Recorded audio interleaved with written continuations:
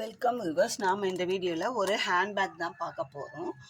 ஒரு ஹேண்ட்பேக் பார்க்க போகிறோம். அதுக்கு வந்து நான் இந்த ராயல் ப்ளூவில் ஜிகினா ஒயர் எடுத்திருக்கேன். இந்த ஜிகினா ஒயரில் இது கஸ்டமைஸ் சைஸு, கஸ்டமைஸ் கலர், அவங்க கேட்ட கலரில் நம்ம இந்த ராயல் ப்ளூவில் ஜிகினா ஒயர் எடுத்திருக்கோம். இது வீடியோவில் எப்படி தெரியுதுன்னு தெரியல, ஆனால் நேரில் பார்க்கும்போது ராயல் ப்ளூக்கு ஏற்ற மாதிரி இந்த ஒயருமே ராயலாக தான் தெரியுது. நம்ம பேக்கை போட்ட பிறகு அதோட அவுட்புட் எப்படி இருக்குன்றதையும் நம்ம பார்க்கலாம்.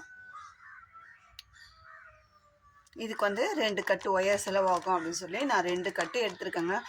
இந்த பேக்கோட எண்டிங்கில் எனக்கு எவ்வளோ ஒயர் செலவாச்சு, மீதி எவ்வளோ இருக்குது அப்படின்றத நான் உங்களுக்கு ஃபைனலாக சொல்லிடுறேன். இப்போதைக்கு நான் 2 கட்டு ஒயர் எடுத்திருக்கேன்.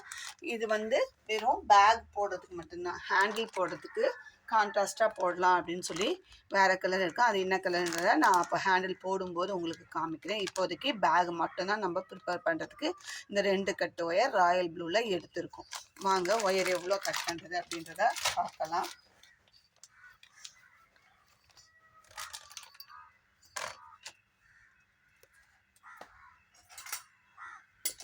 நான் இந்த ஸ்டீல் ஸ்கேலில் தான் மெஷர் பண்ணுவேன் எப்போவுமே. நம்ம இதுலேயே அளவு எடுத்துக்கலாம். பாருங்கள், இந்த ஸ்கேலோட முனையில் வச்சாச்சு ஒயரை. 1 2 3 4 5 6 7 7.25. இங்கே 9ல், இங்கேருந்து வரும்போது இங்கே 9ல் நிறுத்திக்கணும். இல்லை இங்கேருந்து நம்ம ஸ்கேல் எப்படி வச்சு எடுக்கும்போது வந்தால் இங்கே 3ல் நிறுத்திக்கணும். ஆக மொத்தத்தில் 3 இன்ச்சு. 7 ஸ்கேலும் 3 இன்ச்சு. 7.25 ஸ்கேலில் நான் இப்போதைக்கு 21 கட்டு ஒயர் எடுத்திருக்காங்க. இது வந்து கஸ்டமைஸ் சைஸு. எனக்கு இந்த சைஸில் தான் பேக் வேணும், எக்ஸஸாக வேண்டாம், நான் ஆல்ரெடி யூஸ் பண்ணுற பேக் வந்து இந்த சைஸ் தான், உங்களால் அதே சைஸ் பண்ண முடியுமா அப்படின்னு சொல்லி கேட்டதால நம்ம அதே சைஸ்க்கு நம்ம வந்து இந்த ஒயர் வந்து கொஞ்சம் திக்காக இருக்குது. நம்மளுக்கு எத்தனை நாட்டுக்கு அந்த மெஷர்மெண்ட் வரும் அப்படின்றது ஒரு ஐடியா இப்போதைக்கு இல்லை. நம்ம போட்ட பிறகு நம்ம பார்க்கலாம். நான் அதனால் 21 கட்டு ஒயர் எடுத்திருக்கேன். பேஸ் வந்து ஃபஸ்ட் லைன் போட்டுட்டு நம்ம மெஷர் பண்ணும்போது நம்மளுக்கு எப்படி இருக்குது அப்படின்னு பார்த்துட்டு ஒரு கூட்டுறதா ஒயரை என்னன்றதை அதுக்கப்புறமா சொல்கிறேன். இப்போதைக்கு நான் 21 கட்டு ஒயர் 7.25 ஸ்கேலில் எடுத்திருக்கேன். சரிங்களா? இப்போது 21 ஒயரையும் நான் கட் பண்ணி வச்சுட்டேன். உங்களுக்கு எப்படி மெஷர் பண்ணும் அப்படின்றத காட்டுறதுக்காக வேண்டிதான் நான் இப்போ உங்களுக்கு அளந்து காட்டினேன். எனக்கு அதுலேயுமே கிட்டத்தட்ட ஒரு கட்டு கிட்ட செலவாயிடுச்சு. பேஸ் வந்து ஒரு 2 லைன் போடுற அளவுக்கு தான் ஒயர் இருக்குது. இந்த ஒயரு அந்த அளவுக்கு திக்காக இருக்குது. இப்போ நம்ம பேஸ் போட போகிறோம். இது கட்டு ஒயர் அளந்து கட் பண்ணி வச்சுருக்க ஒயரு. இது ரோலோடு இருக்கிற ரன்னிங் ஒயர். இதில் எவ்வளோ எடுக்க போகிறோம் அப்படின்னா, நம்ம ஒரு கட் ஒயரை எடுத்து 2ஆக மடிச்சுக்கலாம். மடிச்சுட்டு இப்போ இந்த ஒயர்லேருந்து ஒரு 1/2 ஸ்கேல் அளவுக்கு ஒயரை விட்டுடலாம். 1/2 ஸ்கேலுன்றது நமக்கு 6 இன்ச்சு வரும். இப்போ மடித்தது வந்து இவ்வளோ 6 இன்ச்சுக்கு விட்டுடலாம். ஏன்னா சைடு வால்க்கு நம்ம பேஸ் போடும்போது நமக்கு வந்து அந்த அளவுக்கு குறைஞ்சிடும். பேஸ் இது ரொம்ப போட போகிறது கிடையாது. இருந்தாலுமே நான் இந்த ஒயர் எப்படி வரும்னு தெரியாததால் நான் கொஞ்சம் எக்ஸஸாக தான் ஒயர் எடுத்துருக்கேங்க. நம்ம எப்போவுமே அந்த மாதிரி தான் பண்ணுவோம். பேஸ்கெட் போட்டு ஹைட்டுக்கு எனக்கு பத்தலை, அதனால் ஜாயிண்ட் அடித்து போடுறேன் அப்படின்ற இதெல்லாம் நம்ம இப்போது கிட்டத்தட்ட 300 வீடியோ கிட்ட வந்துட்டோம். எந்த பேஸ்கெட்லேயுமே இந்த மாதிரி நம்ம சொன்னது கிடையாது. ஒரு வீடியோவில் நீங்கள் எடுத்து பாருங்க, நான் மோஸ்ட்லி நிறைய டுட்டோரியல் தான் போட்டிருப்பேன். அந்த டுட்டோரியலில் ஒரு பேகு கூட இந்த மாதிரி ஒயர் ஷார்ட்டேஜ் ஆயிடுச்சு எனக்கு அப்படின்னு சொன்னதே கிடையாது. அதனால் நம்ம எப்போவுமே ஒரு 1/2 ஸ்கேல் எக்ஸஸாக தான் எடுப்போமே தவிர குறைச்சலாம் எடுக்க மாட்டோம். நம்ம டென்ஷன் இல்லாமல் வேலை செய்யணும் அப்படின்னா கொஞ்சம் ஒயர் வந்து மொத்தத்தில் ஒரு 1/2 ஸ்கேல் எக்ஸ்ட்ரா எடுக்கிறதால ஒரு 10 மீட்டர் ஒயர் அதிகமாக போகுது, அவ்வளோதான். அதை விட்டுட்டு நம்ம வந்து அந்த 10 மீட்டரை கம்மி பண்ணுறதுக்காக வேண்டி நம்ம டென்ஷனாக வேலை பத்தலைன்னா அதுக்கு ஜாயிண்ட் அடிக்கிறது எந்த அளவுக்கு ரொம்ப பொறுமை வேணும். அது அந்த ஜாயிண்ட் தெரியாமல் பண்ணி அந்த டைமை வேஸ்ட் பண்ணுறதை விட அரை ஸ்கேலில் வந்து நம்ம எக்ஸஸாக ஒயரை விட்டுட்டு போட ஆரம்பிச்சிடலாம். இப்போ அரை ஸ்கேலுக்கு விட்டாச்சு. இதுக்கப்புறமா நம்ம ரன்னிங் ஒயரை அளந்து எடுத்துக்கலாம். எடுத்து இங்கே சென்டர் பண்ணிக்கிறோம். இது வந்து கட்டு ஒயரு, இது ரோலோடு இருக்கிற ரன்னிங் ஒயர். ரன்னிங் ஒயரில் நம்ம அளந்த பக்கம் சின்ன துண்டு கீழ் பக்கமாகவும் ரோலோடு இருக்கிறது மேல் பக்கமாகவும் வர மாதிரி வச்சு நம்ம ஃபஸ்ட்டு நாட்டை இப்போ போட போகிறோம்.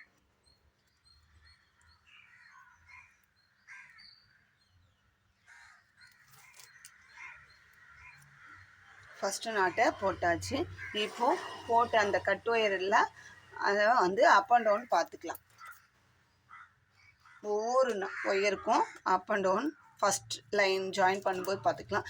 இந்த பக்கம் இந்த சைடு வால்க்கு விட்டது நமக்கு கட் ஒயரை விட அரை ஸ்கேல் கம்மியாக இருக்கும். பாருங்கள், இந்த அளவுக்கு நமக்கு கம்மியாக தான் இருக்குது. இப்போ அடுத்தது ஒயர் எடுத்து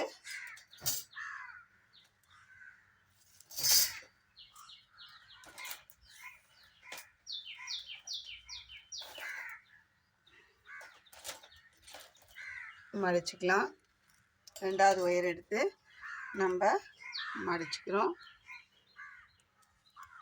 ரன்னிங் ஒயரை மடித்து கட் ஒயரை போட்டு நம்ம நார்மலாக எப்படி பேஸ் போடுவோமோ அதே மாதிரி தான் நம்ம போட போகிறோம். இதுக்கும் அப் அண்ட் டவுன் ஒவ்வொரு நாட் நம்ம எத்தனை கட் ஒயர் எடுக்கிறோமோ அத்தனை கட் ஒயருக்குமே நம்ம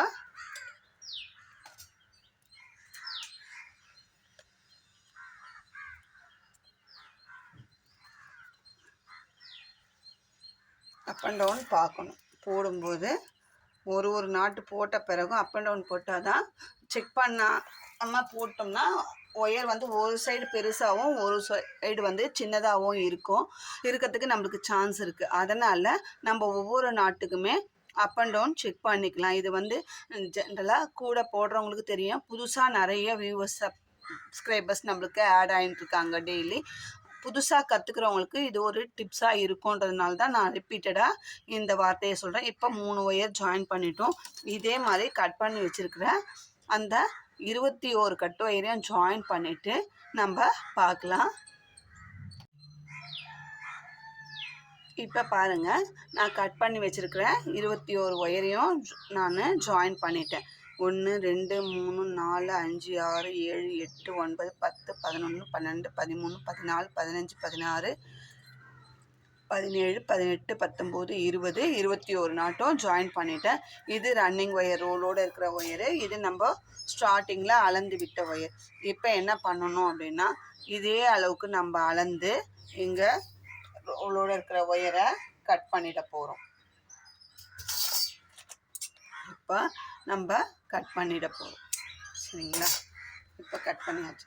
இதுக்கப்புறமா நம்ம செகண்ட் ரோ, இந்த ஃபஸ்ட் ரோவை நம்ம வந்து ஒரு நாட் போட்டு மார்க் பண்ணி வச்சுக்கலாம். ஏன்னா நம்ம வந்து ஒரே சைட் போட்டு போகிறதுக்கும் சான்ஸ் இருக்குது. அதனால இப்படி ஒரு நாட் போட்டுட்டோம்னா இப்போ இந்த லைனை பேஸ் பண்ணி மேலே கீழே அப்படியே லைனில் வளர்த்து நம்மளுக்கு அந்த பேஸோட எவ்வளோ வித்து வேணும். இப்போ இது வந்து பேக்கோட லென்த்து, பேக்கோட வித்து வேணும்னா நம்ம எத்தனை லைன் பேஸ் போடுறோமோ அதுதான் வித்து. அதனால் நம்ம அடுத்த லைனு நம்ம இப்போது அப்ராக்சிமேட்டாக நான் ஒரு 7 லைன் போடுறேன் அப்படின்னு வச்சுக்கோங்க. இது சென்டர் லைனு. இதை பேஸ் பண்ணி மேலே 3 கீழே 3 போட்டோம்னா நம்மளுக்கு ஒயர் வந்து 2 சைடும் ஒரே ஈவனாக வரும். சரிங்களா? அதனால் நம்ம இதை வந்து தெரியணும் இந்த ரோ அப்படின்றதுக்காக ஒரு நாட்டை நல்லா டைட்டாக போட்டு வச்சுக்கோங்க. இது பேஸ் போடுற வரைக்கும் இருக்கட்டும். இதுக்கப்புறமா நம்ம செகண்ட் ரோ, இப்போ இதுதான் சென்டர் லைன். இதுக்கு மேலே கீழே நம்ம போட போகிறோம். அது எத்தனை ரோ? இப்போ பாருங்கள், இது சென்டர் லைனு. இதை பேஸ் பண்ணி நம்ம பேக்கோட இந்த பேஸோட வித்து, இது வந்து லென்த்து, வித்து வந்து நம்ம எவ்வளோ கேட்டிருக்காங்க. ஏன்னா இது வந்து கஸ்டமைஸ் சைஸுன்றதுனால அக்யூரேட்டாக நம்ம போடணும். அதனால் நம்ம இந்த சென்டர் லைனை பேஸ் பண்ணி மேலேயும் கீழேயும் போட போகிறோம். நம்ம எத்தனை லைன் போட போகிறோம், அவங்க கேட்ட மெஷர்மெண்ட்டுக்கு எத்தனை லைன் போட்டால் நம்மளுக்கு கரெக்டாக இருக்கும் அப்படின்றத நம்ம போட்ட பிறகு தான் நம்ம மெஷர் பண்ணி பார்த்தா தெரியும். நம்ம அப்ராக்சிமேட்டாக நம்ம சொல்ல முடியும். ஏன்னா கஸ்டமைஸ் சைஸுன்னு சொல்லும்போது நம்ம அதுக்கேற்ற மாதிரி தான் அட்ஜஸ்ட் பண்ணி நம்ம போடணும். இப்போ இதை சென்டர் லைனாக பேஸ் பண்ணி நான் அடுத்த லைன் போட ஆரம்பிக்கலாம். அதுக்கு என்ன பண்ணணும், ஏற்கனவே சைட் வால்க்கு அளந்து விட்ட அதே அளவுக்கு ஒயரை அளந்து விட்டுக்கலாம். விட்டுட்டு நம்ம போட ஆரம்பிக்கலாம். இது வந்து ரோலோடு இருக்கிற ரன்னிங் ஒயரு. இது வந்து நம்ம ஏற்கனவே போட்ட அந்த ஃபஸ்ட் லைனில் ஃபஸ்ட்டு நாட்டோட ஒயர், இது மேலே போகிற ஒயர். இதை எடுத்து இப்படி போட்டு இந்த ரன்னிங் ஒயரை மேல் நோக்கி வச்சுட்டு இப்போது அந்த கட் ஒயரை உள்ளுக்குள்ளே லூப்பில் இன்சர்ட் பண்ணுறோம்னா நம்மளுக்கு நாட்டு கிடச்சிடும். இப்போ இது ஃபஸ்ட் நாட்டு போட்டாச்சு.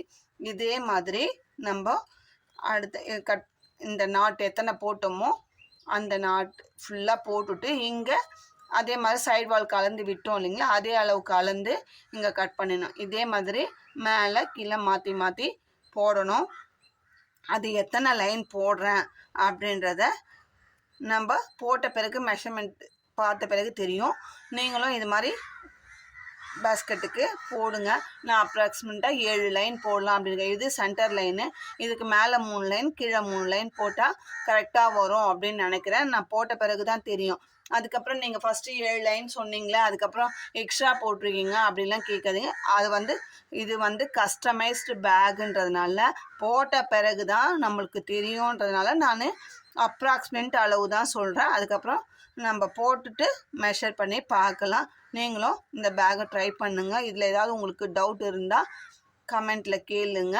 இந்த வீடியோ உங்களுக்கு பிடிச்சிருந்தா லைக் பண்ணுங்கள், ஷேர் பண்ணுங்கள். மறக்காமல் சப்ஸ்கிரைப் பண்ணிவிட்டு பாருங்கள்.